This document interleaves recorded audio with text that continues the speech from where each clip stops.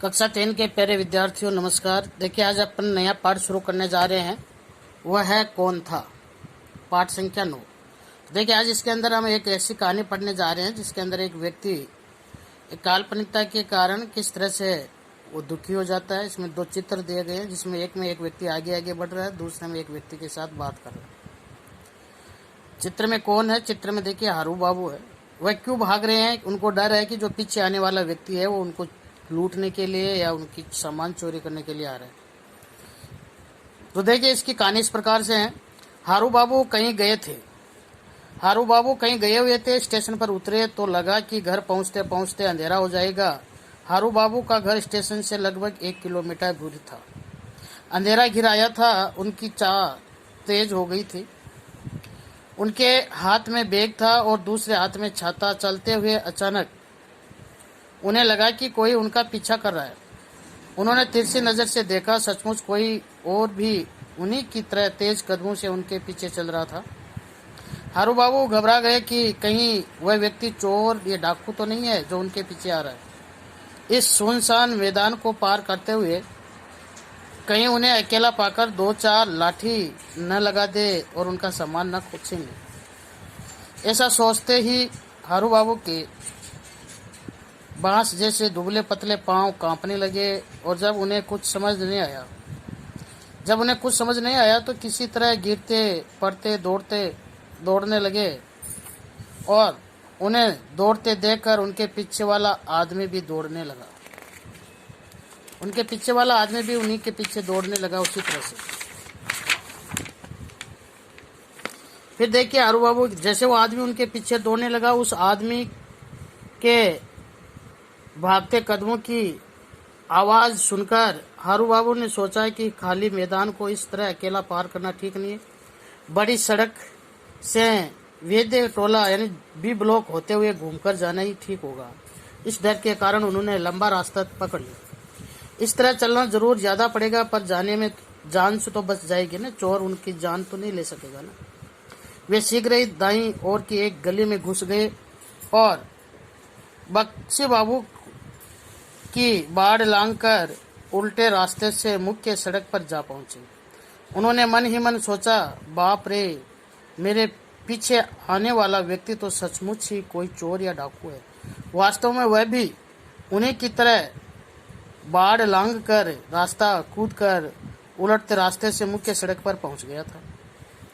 हारू बाबू ने मजबूती से अपने छाते को पकड़ लिया और उन्होंने सोचा, अब भाग्य में जो लिखा है देखा जाएगा। उनके पास आते ही इसी छाते से उसकी पिटाई कर देंगे। हारू बाबू को याद आया कि बचपन में वे कसरत किया करते थे।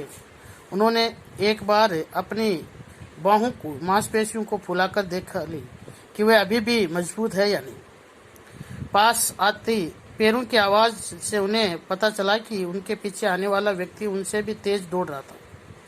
अब तो उन्हें चोर डाकू होने के बारे में कोई संदेह नहीं रहा कि यह पक्का कोई चोर है। उनका दिल बड़ी तेजी से धड़कने लगा। अचानक उन्होंने सामने के घाट पर बैठे कुछ लोग नजर आए। उन्हें देखकर हारू बाबू के मन में सांस आ गया, थोड़ी हिम्मत बन गई और उनके पास जाकर जब वे अपने को भली भांति बचा हुआ महसूस करने लगे, तब उन्होंने घूमकर अपना छाता तानते हुए जोर से कहा, अब आ मेरे नजदीक, तुझे देखता हूँ। तू समझता होगा कि मुझे तेरी हरकत का पता नहीं है। अपना भला चाहता है तो वापिस कुछ वो कहने वाले थे। आदमी के पास आने पर उनका चेहरा देखकर हारू बाबू का जोश ठंडा पड़ गया। वह भी हारू बाबू जैसा ही एक दुबला पतला और निरीह सा कमजोर सा व्यक्ति था। वह किसी भी तरह से चोर डाकू लगता ही नहीं था। हारू बाबू ने अपनी आवाज थोड़ी धीमी करके उसे डांट कर कहा, तुम हो कौन, बताओ तो, और इस तरह मेरा पीछा क्यों कर रही हो? हारू बाबू को नाराज देखकर वह आदमी घबरा गया। किसी तरह अपना गला साफ करते हुए बोला, स्टेशन बाबू ने ही मुझे कहा था कि आप बलराम बाबू के घर के पास रहते हैं। मुझे वहां जाना है। मैं आपके पीछे पीछे चलता रहूं तो बलराम बाबू के यहाँ पहुंच जाऊंगा। मगर बाबूजी, मुझे एक बात समझ नहीं आई, क्या आप रोज इसी तरह कूदते फांदते अपने घर जाते हैं? तो इस तरह से बिना सोचे समझे हम किसी पर शक करते हैं बिना ध्यान के, तो ये अच्छा नहीं है। इस कहानी के अंदर यही बात बताई गई है। इसमें से देखिए कुछ शब्द है जो आपको लिखने हैं आपकी कॉपी के अंदर। वर्तनी के आधार पर जो आप शब्द को लिखने हैं उनमें से देखिए हारू बाबू, स्टेशन, अंधेरा, तिरछी, डाकू, बांस, वैद्य टोला, लांकर, भाग्य, मांसपेशियां, निरीह और डांट कर। तो आज आप इस गाने को पढ़ेंगे, ये शब्दार्थ आप लिखेंगे। इसके साथ साथ आओ करें एक, ये आपको कॉपी में करना है। आओ करें एक, पहले एक के अंदर कह के अंदर आपको लगाना है घर पे राइट का चिन्ह लगाना है। दूसरे के अंदर आपको लोग, इस पे राइट का चिन्ह लगाना है। तीसरे के अंदर आपको दुबला पतला, इस पे चिन्ह लगाना है। आओ करें दो और आगे के प्रश्न उत्तर हम अगले वीडियो में करेंगे। तब तक के लिए नमस्कार। आज आप ये कहानी पढ़ेंगे अच्छी तरीके से और इसके वर्तनी के शब्द अपनी कॉपी में लिखेंगे और आओ करें फर्स्ट करेंगे।